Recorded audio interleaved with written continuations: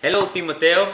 This is Pastor Gabe from By Grace Alone Church. We're the church that's sponsoring the BGA Panthers. We're excited about how the season has gone so far. I'm excited about the whole league. We're in week 6 at this point. And we are gonna keep plugging away. This is our devotional time for the league. And week 6, the memory verse is beware. Beware. Guard against every kind of greed. Life is not measured by how much you own. Beware. Guard against every kind of greed. Life is not measured by how much you own. Luke chapter 12, verse 15. But let's make sure you guys say Happy Mother's Day. May 12th is right after the games, the Sunday after the games. So make sure you say Happy Mother's Day to your moms. And make sure you treat them right. All right. So we're at week 6. I'm going to turn you to Luke chapter 12. And we're going to read from the beginning, but let me just give you a context, the background of some of what Jesus is saying. Basically, Jesus, if you look at verse 1, Jesus is speaking before a large crowd. He's speaking before a big crowd, and they're kind of on top of each other.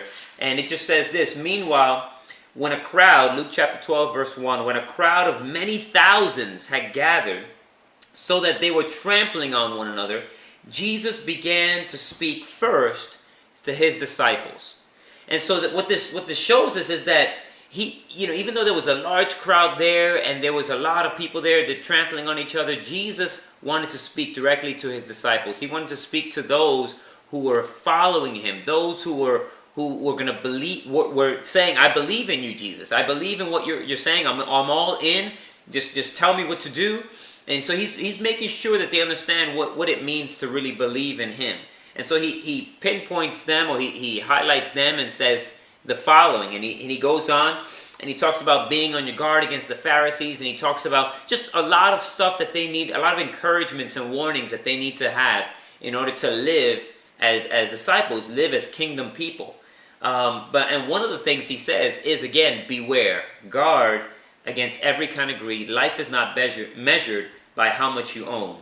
And Jesus gives them this warning because he knows how seductive life's possessions can be. He knows all the cars, not back then, but today, he knows that the cars that we can get, the jewelry, the clothes, everything can be seductive and can mislead us. And Jesus knows that what we treasure on earth shows what our allegiance really is. What we treasure on earth shows who we really follow after. And so if you look at chapter 12 again, verse 34, he says this. He says in chapter 12, verse 34, for where your treasure is, wherever your treasure is, he says, there your heart will be also. So where your treasure is, there your heart will be. And what Jesus is saying is basically that where we choose to store our treasure, where we choose to just invest in our resources, in our money, in our time, honestly, time, money, resources, where we choose to invest our time, money, resources, that's where what we value. That really shows what we value. But also, I think it also shows where our home is, where we think our home is, wherever we put all those treasures. So let me give you an example. Let's say that your home is in Spain. Let's say you lived in Spain, you've lived in Spain all your life, but you're visiting America for just the next 6 months. You're visiting the United States, you're visiting Philadelphia, you're in Center City, and staying in a high-class hotel, and you are told that you couldn't bring anything back. Once the 6 months ends, you couldn't bring anything back to Spain. You just have to leave everything there. But you could earn money, and you could send your money to Spain. So that all that is good. You can do that. But, so tell me, how would you spend your money? How would you spend your money? Would you buy furniture and things for your hotel room, making it look nice and stuff? Buy the latest TV and stuff. Replace that old TV from the hotel room and put your own flat screen, 75,000-inch TV. Would you put furniture, all leather furniture, all leather interior and stuff? Would you buy a car? Would you buy 4 cars while you're here?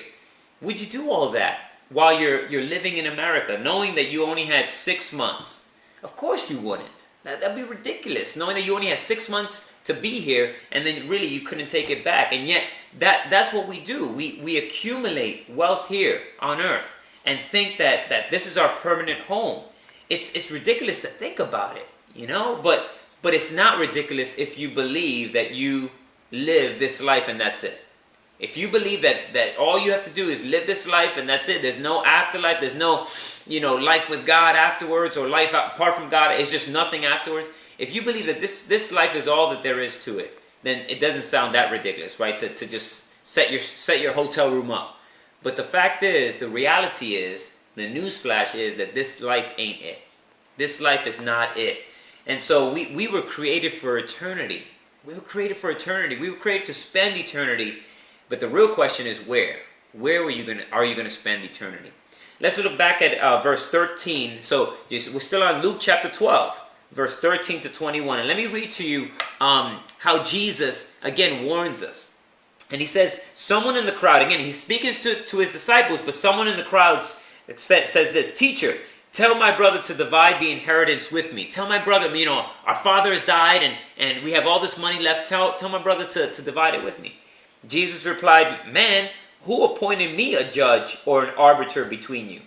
Then he said, "Watch out." This is our memory verse. "Watch out.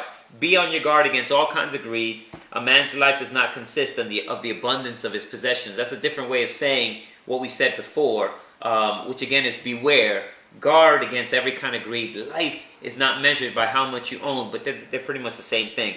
Then he told him this parable. Now listen carefully. Jesus always a lot of times speaks in parables. And he said this, "The ground of a certain rich man produced good crop. And he thought to himself, 'Wow, what shall I do? I have no place to store my crops.' Then he said, 'This is what I'll do. I will tear down my barns and build bigger ones. And there I will store all my grain and all my goods. And I'll say to myself, you have plenty of good things to lay up for yourself,'" right? "For many years. Take life easy, eat, drink, and be merry."